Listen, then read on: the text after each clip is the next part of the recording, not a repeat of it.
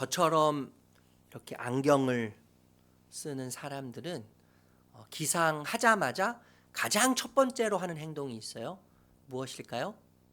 안경을 착용하는 거죠. 안경을 착용하는 건데, 제가 지난 수요일에 일어나자마자 안경을 찾는데 안경이 안 보이는 거예요. 그래서 불을 켜고 소파에도 가보고 거실에도 가보고 주방에도 가보고 화장실에도 가봤는데 안경을 못 찾았습니다. 그러다 한참 만에 안경을 찾았는데, 안경을 어디서 찾았냐 하면 제 얼굴에서 찾았어요. 안경을 제가 착용하고 있던 거예요. 네. 여러분, 중요한 일을 처리하거나 어떤 결정, 어떤 생각에 몰입해서 손에 들고 있던 핸드폰을 찾고 있던 경험을 해보신 적 있으시죠? 그쵸? 네. 손에 자동차 키가 있는데 자동차 키를 찾는 그런 경험도 아마 있으실 것 같아요. 심지어 저는요, 통화를 하면서 핸드폰이 어디 있지? 라고 생각할 때도 있었어요. 핸드폰 어디 있지? 잠깐 여보, 나 핸드폰 좀 찾을게. 당신 지금 통화하고 있잖아. 통화하면서 핸드폰을 찾고 있는 거죠. 너무 웃기고 재밌지 않습니까, 여러분? 이럴 때 드는 생각이 있어요. 나 치매 아니야? 혹시 나 치매 아니야? 나 치매 검사 받아야 되는 거 아니야? 뭐 이런 생각을 하게 돼요. 그런데 여러분, 사소한 것을 잊어버리는 것은 심각한 문제가 아니라 내가 건강하다는 것을 말해주는 것이다라고 주장하는 학자가 있다는 거예요. 좀 안심하시기 바래요, 여러분. 안심하셔야 돼요. 어떤 중요한 일이나 의사를 결정하거나 무언가에 몰입해 있을 때 불필요한 것을 잊을 수 있다는 거예요. 그것은 당연한 거고 자연스러운 일이라는 것이죠. 그런데 문제는 뭐냐면, 여러분, 이 세상에요, 중요한 일이 있고 덜 중요한 일이 있고 시급한 일이 있고 덜 시급한 일이 분명히 있습니다. 그런데 덜 중요한 일에 집착하다가 정작 중요한 것을 잊는다는 것에 진짜 문제가 있는 거죠. 열심히 성실히 사는 것 참 중요합니다, 여러분. 너무너무 중요한 일이에요. 그런데 더 중요한 게 있어요. 그것이 뭐냐 하면 우리가 어디서부터 왔는가라고 하는 질문이죠. 우리가 어디서부터 왔는가, 그리고 우리가 왜 어떻게 해서 예수를 믿게 되었는가, 그분이 나의 삶의 주인이 되셨고 내가 그분께 소속되었는가, 우리가 어떤 부름을 예수 그리스도께로부터 받았고 부름을 받았기 때문에 어떻게 살아야 하며 무엇을 위해서 살아야 하는가, 그리고 우리 삶의 최종 목적지는 어디인가라고 하는 이 가장 기본적인 질문에 대한 답을 잊고 산다면 정말 심각한 문제입니다. 정말 심각한 문제예요. 13절 말씀 다시 한번 읽어보도록 할게요. 13절 같이 읽겠습니다. 시작.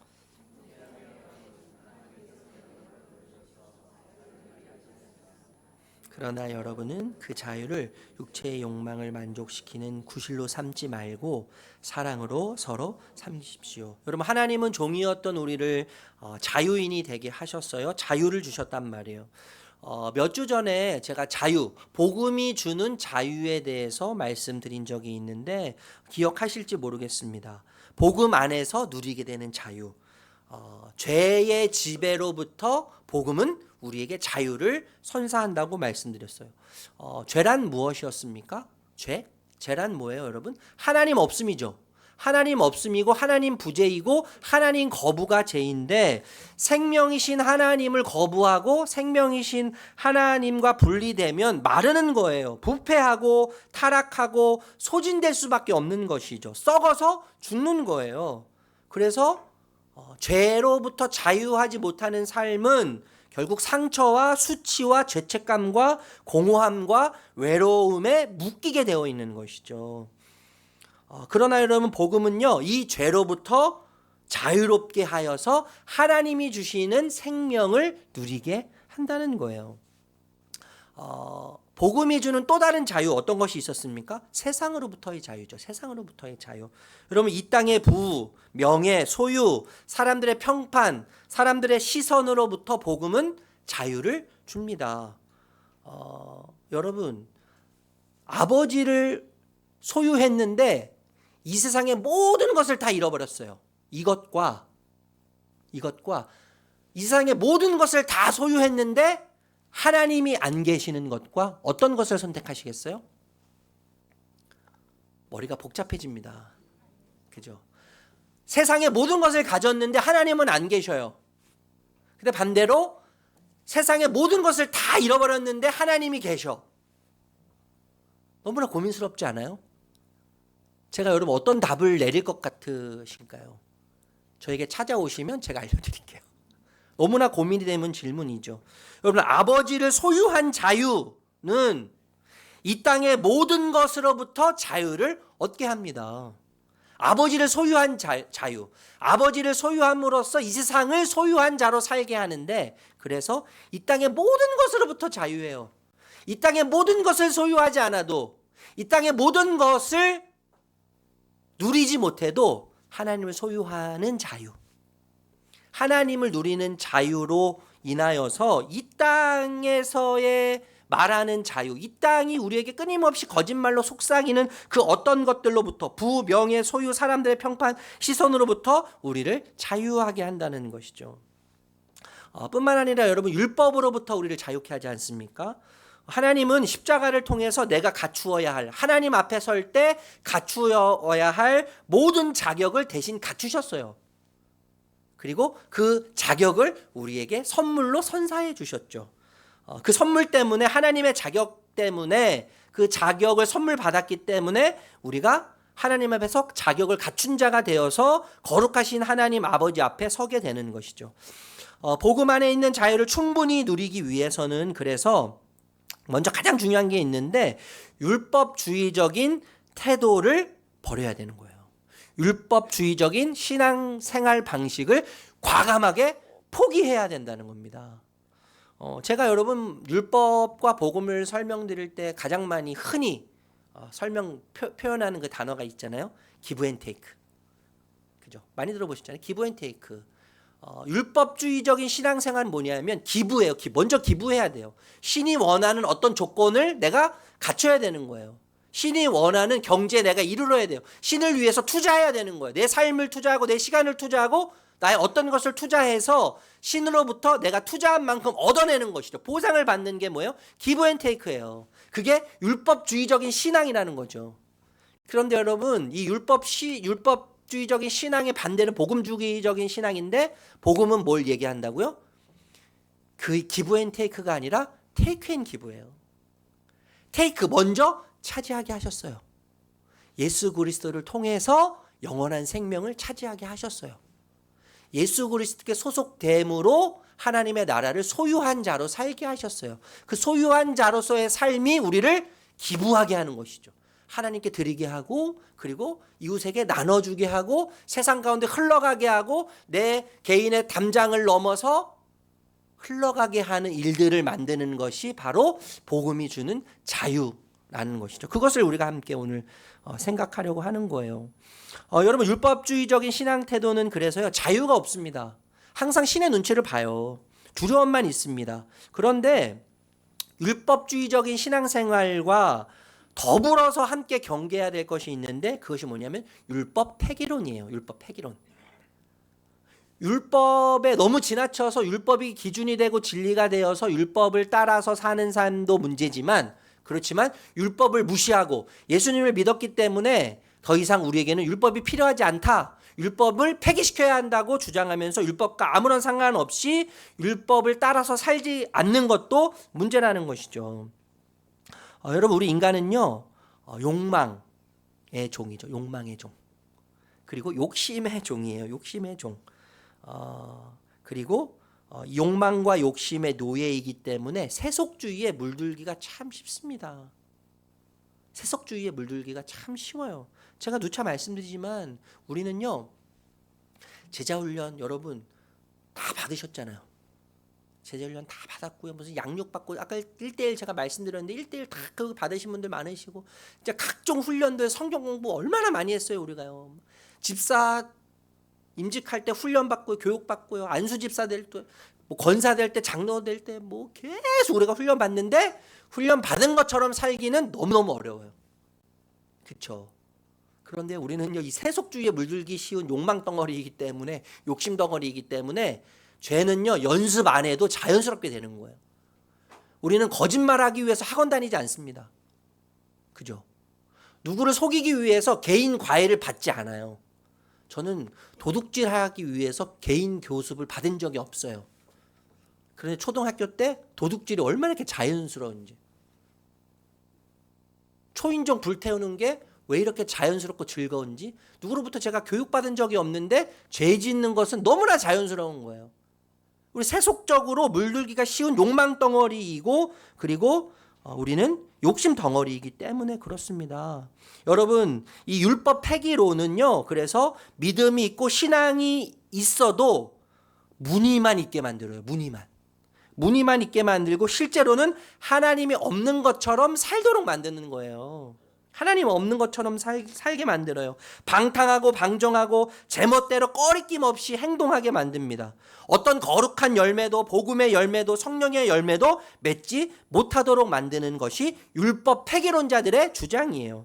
13절 중반부 우리 다시 한번 읽어보도록 할까요? 13절 중반부. 그 자유를 육체의 욕망, 그 부분입니다. 그 자유를, 네, 감사합니다. 같이 읽겠습니다. 껌을 읽으시, 시작.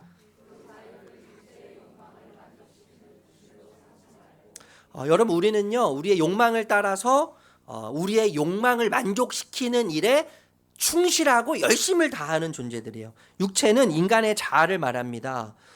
그런데 여러분, 육체의 욕구를 만족시키려고 하는 동기가 무엇일까요? 우리의 육체의 욕구를, 욕망을 만족시키려고 하는 동기는 무엇이냐면 공허함 때문이에요.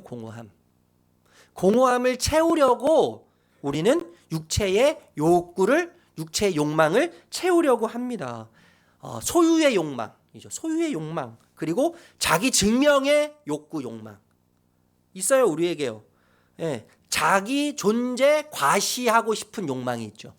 그런 욕망이 있습니다. 그리고 누구로부터 칭찬받고 싶은 욕망이 있고, 인정받고 싶은 욕망이 있어요. 그래서요, 하나님 앞에서, 사람들 앞에서 드러냄으로써 공허함을 채우려고 해요. 공허함을 채우려고 합니다. 자신을 더 나은 존재로, 괜찮은 존재로, 격이 높은 존재로 만들고 싶어 해요. 이 모든 것은 자기중심성 때문이에요. 자기중심성.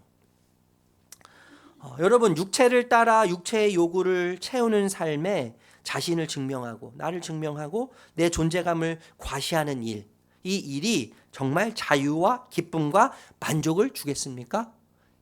만족을 준다면 우리는 그렇게 살면 돼요. 그 안에서 진짜 영원한 기쁨을 찾을 수 있다면 우리는 우리 중심적으로, 자기 중심적으로 내 욕망을 채우는 일을 위해서 애써 노력하면서 살면 됩니다. 그런데 그렇습니까? 완전 반대 아니에요, 여러분? 육체를 만족시키는 삶은요, 자유와 기쁨과 만족이 없어요. 예수님만이 채우실 수 있는 것들을 스스로 채우려다가는 헛된 욕구의 노예가 될 수밖에 없죠. 헛된 욕망의 종이 될 수밖에 없는 거예요. 여러분, 갈증이 날 때 바닷물을 마시면 어떻게 돼요? 더 갈증은 증폭해요. 갈증이 해결되지 않는 거예요. 내 육체의 욕망과 소욕을 채우려고 하는 모든 것들은 마치 목이 마를 때 바닷물을 마시는 것과 똑같은 것입니다. 그래서 복음은 자기 자신으로부터 자유를 선물해요. 우리가 복음 안으로 들어가야 하는 이유가, 복음에 우리가 매여야 하는 이유가 여기에 있는 거예요. 우리 자기 자신으로부터 우리를 자유케 하는 능력이 복음의 능력 가운데 있다는 것입니다. 여러분, 자유는요, 복음이 주는 자유는요, 육체 일에 얽매이거나 육체 일을 위한 것이 결코 아닙니다. 그러기 위해서 우리에게 자유를 선언하지 않으셨어요. 나의 편안함, 나의 만족, 내가 스스로 내 삶의 주체가 되라고 하나님이 우리에게 복음을 통해서 자유를 주신 것이 아니라는 거예요. 자유를 주신 목적은 육체의 욕망을 채우는 자기중심적 자유를 넘어서 절제와 희생을 감내하도록 우리에게 자유를 주셨다는 겁니다.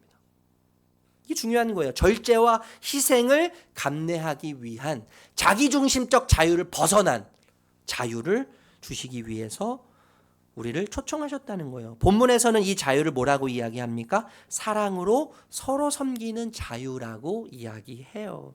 13절 후반절 읽어볼게요. 13절 후반절. 네, 같이 읽겠습니다. 시작. 이 표현을 개역개정으로 보니까요, 오직 사랑으로 서로 종노릇하라 이렇게 이야기해요. 저는 이 표현이 너무너무 좋습니다. 오직 사랑으로 서로에게 종노릇하라. 서로에게 종이 되라는 거예요. 서로에게 노예가 되라는 거예요. 참 역설적이죠. 역설적이고 모순적인 말씀이에요. 여러분, 예수님이 종이 되심으로써 예수님을 따르는 모든 자들에게, 우리를 포함한 모든 자들에게 자유를 주셨습니다. 그런데 예수님이 주신 자유를 누리고 있다면 예수님이 종이 되셨듯이 자유를 누리고 있는 우리 모두도 종이 되어야 한다고 말씀하고 있는 거예요. 자유를 주셨는데 다시 종이 되라고 말씀하시는 거예요. 얼마나 모순이고 얼마나 역설입니까? 이 종이 되는 자유는 사랑으로 서로 종노릇하는 자유예요. 사랑으로 서로 종노릇하는 자유. 그런 의미에서 여러분, 그 유대인 철학자 중에 레비나스라고 하는 철학자가 있어요. 이분의 말을 좀 함께 새기면 좋겠는데 이런 말을 하셨어요. 타자와의 관계에서 윤리와 도덕이 시작될 뿐만 아니라 사랑도 시작된다. 그럼 이 세상에 혼자 할 수 없는 것들이 굉장히 많이 있습니다. 우리의 성화는 우리 혼자 할 수 없어요. 우리의 믿음 생활 또한 우리 혼자 할 수 없어요. 공동체가 필요해요. 상대방이 타자가 존재해야만 하는 거예요. 사랑 또한 마찬가지죠. 사랑도 타자가 존재해야 돼요. 타인이 존재해야만 할 수 있는 것이 사랑이에요. 이 레비나스가 그래서 사랑을 정의하는데 타인과 타자의 관계에서 사랑은 시작됩니다. 이렇게 이야기하는 거예요. 그러면서 사랑으로 종이 된다는 것은 타인을 수단으로 대하는 것이 아니라 존재 자체로 존중하고 그 고통과 필요에 응답하는 삶을 의미합니다. 라고 정의 내렸습니다. 저는 이 해석, 이 풀이가 참 마음에 와 닿아요. 사랑은 타자와의 관계에서 시작되는데 사랑으로 종이 된다는 것은 타인을 내가 원하는 어떤 목적을 이루기 위해서 그를 이용해 먹는 것이 아니라 그를 수단으로 생각하는 것이 아니라 그를 존재 자체로 존중한다는 거죠. 그를 존재 자체로 존중하고 그의 고통과 필요에 응답하는 삶이 사랑으로 종이 되는 삶이라고 레비나스가 이야기했어요. 독일의 목사님, 아주 유명한 목사님이죠. 나치에 저항해서 투쟁했던 보네퍼 목사님이 비슷한 이야기를 하셨어요. 그리스도인의 실존, 신자의 실존은 어디에 있냐면 타자를 위한 존재로 설 때 있다 이렇게 이야기했어요. 타자를 위한 존재로 서 있을 때 신자의 실제론적, 존재론적 의미가 있다고 이야기하셨다는 거예요. 그러니까 여러분, 사랑으로 서로 종노릇하는 자유는 율법을 버려도 되는 자유가 아니라, 아니면 예수님께서 다 이루셨기 때문에 아무것도 안 해도 되는 자유가 아니라 사랑을 통해서 율법을 완성케 하는 자유인 것을 기억할 필요가 있다는 것입니다. 사랑은 율법의 완성이에요. 로마서 13장 10절 말씀 읽어볼게요. 로마서 13장 10절 같이 읽겠습니다. 시작.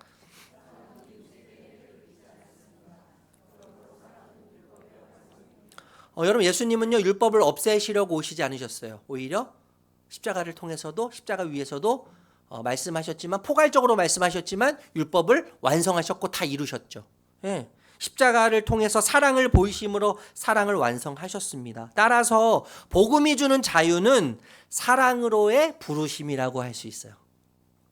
복음이 주는 자유는 사랑으로의 초청이고 사랑으로의 부르심이라고 할 수 있습니다.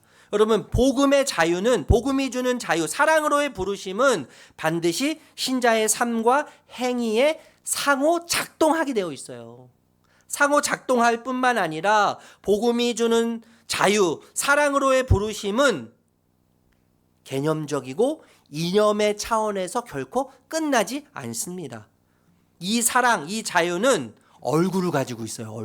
얼굴을 가지고 있는데 어떤 얼굴을 가지고 있냐면 주도성이라고 하는 얼굴을 가지고 있어요. 주도성. 그리고 적극성이라고 하는 얼굴을 가지고 사랑의 자유를 표현하게 되어 있는 것이죠. 14절 읽어보겠습니다. 14절 시작.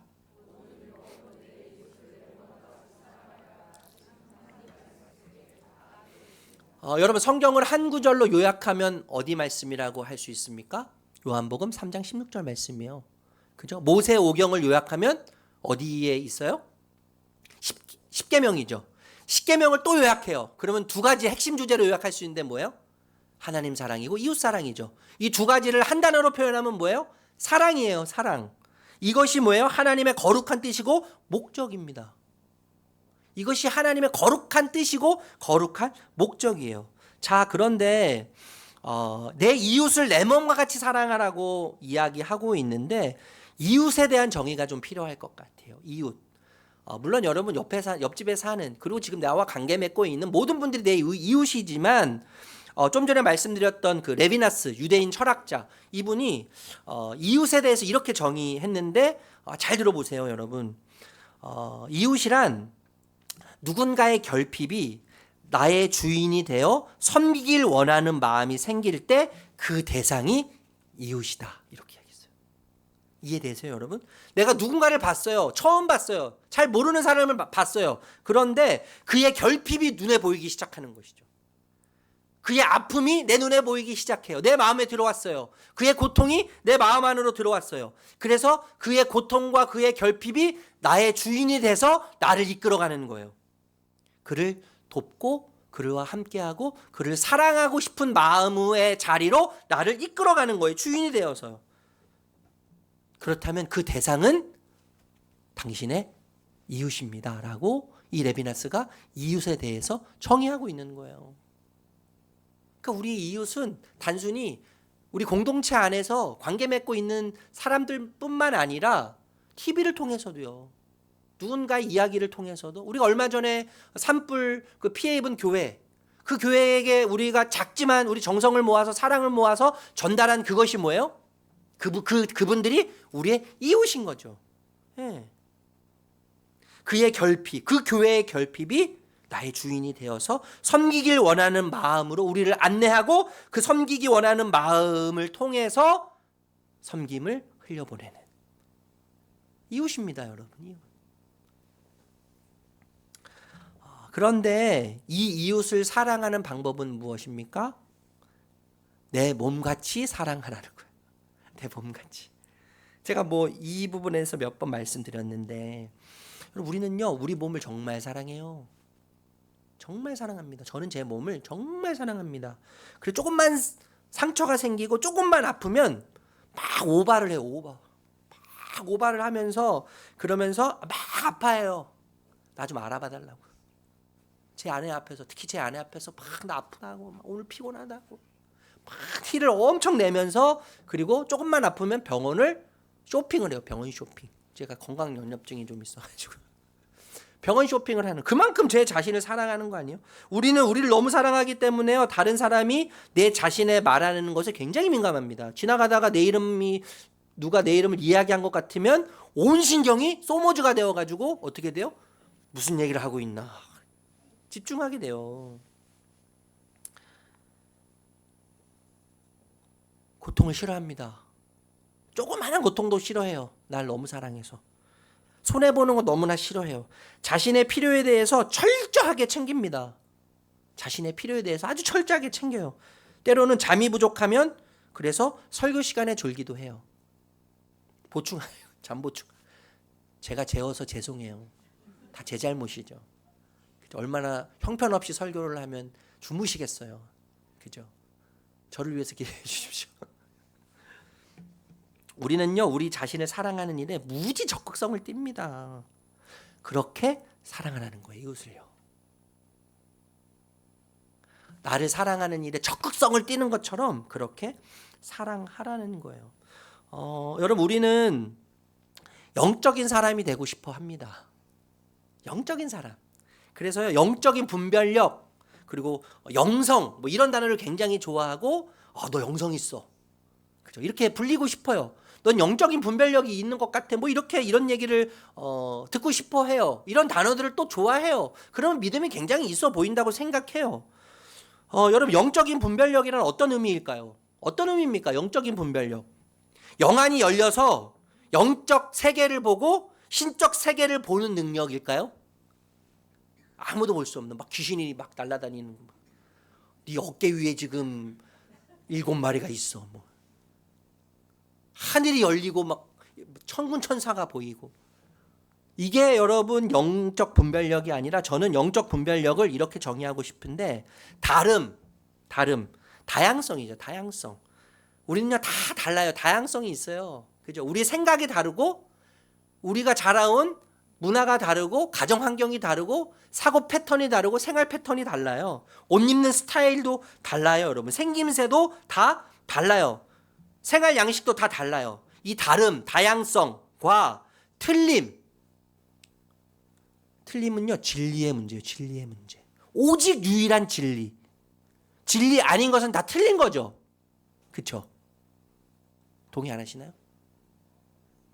진리는 하나예요, 여러분. 진리 아닌 것은 다 틀린 거예요. 거짓이에요. 가짜예요. 유일성, 진리의 유일성. 다름과 틀림을 분별하는 능력이에요. 이것이 영적 분별력이에요, 여러분. 저는 이렇게 정의하고 싶어요. 여러분, 다양성은요, 틀린 것이 아니잖아요. 그렇기 때문에 수용할 수 있고, 또 포용할 수 있고, 용납할 수 있습니다. 또한 진리의 유일성은 하나님이 진리이시기 때문에, 그분 존재 자체가 진리이시기 때문에 그분의 뜻이 진리죠. 그분의 뜻이 진리인데 그분의 뜻이 아니라면 우리가 냉철하게 단절해야 되는 거예요. 이것이 영적 분별력이에요. 뭐 영안이 열려가지고 뭐가 보이고 뭐 뿌리 7개 달린 누군가가 보이고 이게 아니고요. 조상 어머니가 보이고 뭐 이게 아니란 말이에요. 영적 분별력이요. 여러분 영성이란 뭐죠? 영성이라는 것은요 세상과 구분됩니다. 구분되는데 분리되지 않는 거예요. 이게 영성이에요. 세상과 구분돼요. 우리는 이 땅에 두 발을 딛고 살아요.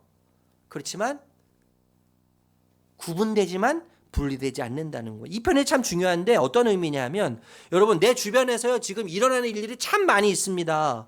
지금 우리나라 사회, 경제, 정치 보십시오. 우리에게 수많은 일들이 얼마나 많이 일어나고 있어요. 그죠? 막 색깔론도 이야기하고 뭐 이런 애 저런 애 뭐 네 편이 아니면 내 편이 아니면 뭐 다 적으로 간주하고 막 이런 문화들이 우리 안에서 기독교 교회 안에서요 뭐 얼마나 많이 있는지 몰라요. 우리 목사님들이 강단에서 왜 정치 얘기를 그렇게 하시는지 정치 얘기해가지고 뭐 태극기를 얘기하고 파랑이를 얘기하고 빨강이를 얘기해가지고 뭐 빨강이 아니면 뭐 파랑이는 뭐 대적자고 원수고 막 이렇게 얘기하는데 여러분 우리 다 예수님 안에서 옳고 그름이 어디 있습니까? 정치가 서로 존중해야죠.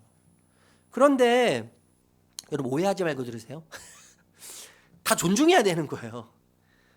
그런데 여러분 중요한 게 뭐냐 하면 영성 있는 사람은 어떤 사람이냐 하면 내 이웃, 내가 속해 있는 사회, 내가 속해 있는 국가, 내 주변에서 일어나는 모든 일들이 그 일이 기쁜 일이든 슬픈 일이든 상관없이 그 모든 주변에서 일어나는 일들과 상관없이 세상과 독립되어서 세상과 분리되어서 오직 하나님과만 관계하면서 기도하면서 기뻐하고 감사하는 것이 영성이 아니라 그것이 영성이 아니라 여러분 영성은 내가 속해 있는 공동체, 사회, 국가, 이웃, 내가 관계하고 있는 이웃, 내 주변에서 일어나는 모든 일들 그것이 기쁜 일이든 슬픈 일이든 고통스러운 일이든 평정심을 잃는 일이든 때로는 그런 일들이 우리를 혼란스럽게 만들고 우리를 호감 속으로 끌고 들어갈지라도 적극적으로 그 속으로 들어가는 거예요.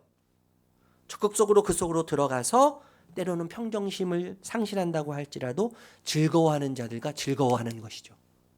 우는 자들과 함께 우는 것. 이것이 뭐예요? 영성이에요, 이게요. 이게 영성이란 말이에요. 다른 것이 영성이 아니라. 그래서 여러분 영적 분별력은요. 상식이라는 열매로 나타납니다. 그리고 영성은 이웃을 향한 이타적인 시야 그리고 사랑의 열매로 나타나게 되어 있는 거예요. 여러분. 따라서 영적인 사람은 이렇게 정의하고 있습니다. 이 땅에 발을 디딘 채로 상식적인 사고 안에서 이타적인 시야로 서 있는 삶의 그 자리에서 주변을 향하여 사랑을 흘려보낼 줄 아는 사람이 영적인 사람입니다. 영적인 사람이에요. 그런데 여러분, 왜 이웃을 사랑해야 되죠? 왜 이웃을 사랑하라고 합니까? 이웃을 사랑해야 되는 동기가 무엇이어야 할까요? 존 파이퍼 목사님의 말씀을 빌리고 싶어요. 잘 들어보세요. 이웃을 사랑하는 동기, 왜 이웃을 사랑해야 되느냐? 존 파이퍼 목사님이 이렇게 말씀하셨는데 잘 들어보십시오. 사랑의 동기는 우리의 충만함을 나누는 기쁨에 있습니다. 사랑의 동기는, 이웃을 사랑하는 동기는 우리의 충만함을 나누는 기쁨에 있습니다. 사랑은 자기의 유익을 구하지 않습니다. 사랑할 때 물질, 사람을 이용하여 공허함을 채우기 위해 종이 되는 것이 아닙니다. 사랑은 우리의 충만함이 흘러 넘치는 것입니다. 사랑은 자유 안에서 할 수 있는 유일한 행동입니다. 하나님이 우리를 죄책감과 두려움과 탐욕에서 자유롭게 하시고 우리는 온전한 만족을 주시는 그분의 인재로 충만할 때, 하나님으로 충만할 때 우리에게 남아있는 유일한 동기는 이러한 충만함을 나누는 기쁨입니다. 제가 길게 읽었는데 이해가 되세요, 여러분? 하나님께서 우리의 마음의 공허함을 용서와 도움과 인도와 소망으로 채워주실 때 물질을 축적하고 사람을 조종하려는 속박에서 자유를 얻게 될 것입니다. 그리고 이 자유를 누릴 때 서로 사랑으로 섬기게 될 것입니다.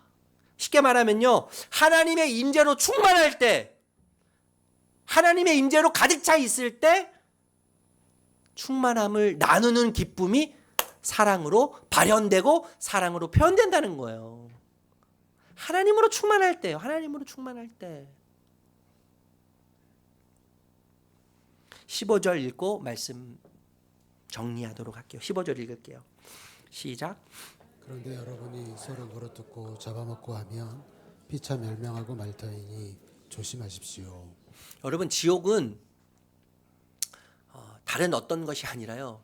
우리 그 어렸을 때 지옥은, 지옥과 천국을 비교하는데 긴 숟가락을 줬어요. 긴 숟가락이요. 10m 이렇게 되는 숟가락인데 지옥은 어떤 곳이에요? 그 10m 되는 숟가락으로 자기 혼자 먹으려고 하는 거죠. 자기 혼자 먹으려고 하니까 못 먹어요. 숟가락이 너무 길어가지고 못 먹어요. 그런데 사랑은 그 천국은 어떤 것이에요? 그 10m나 되는 숟가락으로 떠서 서로를 먹여주는. 그게 천국이라고 제가 어렸을 주일학교 때 들었던 기억이 나요, 여러분. 여러분, 사랑이 없으면 지옥이에요.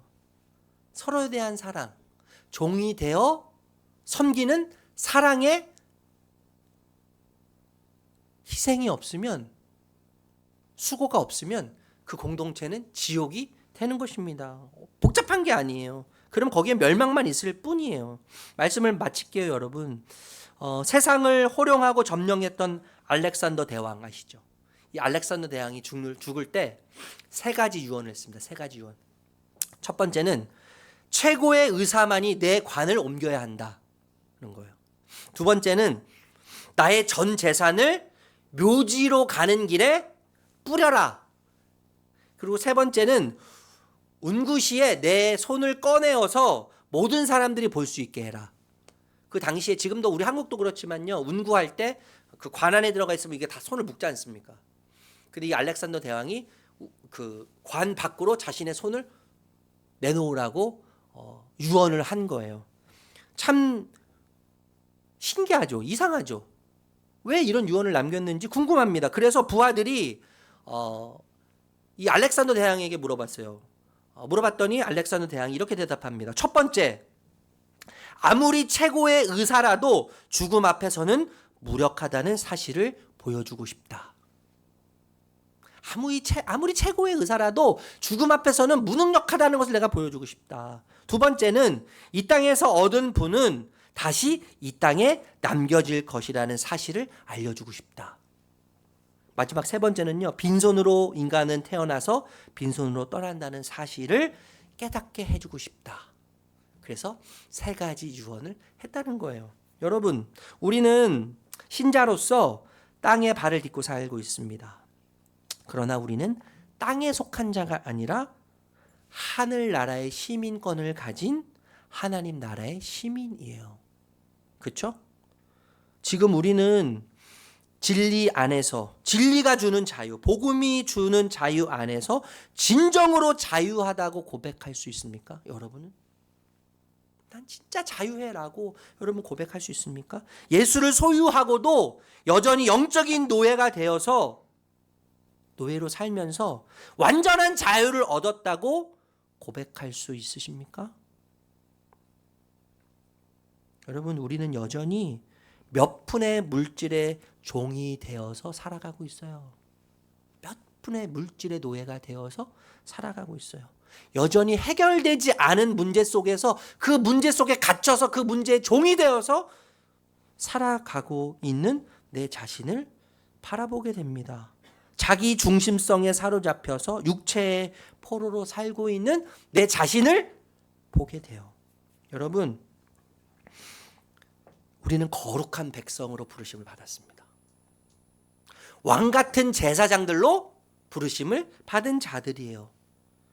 이미 십자가에서 우리 주님은 우리에게 영원한 자유를 선포하셨어요. 그깟 몇 푼 물질에 매이지 않는 이 세상의 평판과 시선, 부로부터 갇히지 않는 영원한 자유를 우리에게 주심으로 오늘 말씀처럼 사랑으로 율법을 완성하는 참 자유의 길을 걷게 하셨습니다.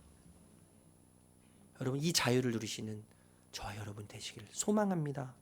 하나님의 충만한 임재 속에서 사랑이 충만하여 나를 통해 내 삶의 담장을 넘고 담장을 뛰어넘어 흘러가서 사랑이신 하나님이 우리를 통해 보여지고 우리를 통해 율법이 완성되는 참 자유의 만족을 누리시는 주의 거룩한 백성들로 다 서시기를 거룩하신 예수님의 이름으로 축복합니다.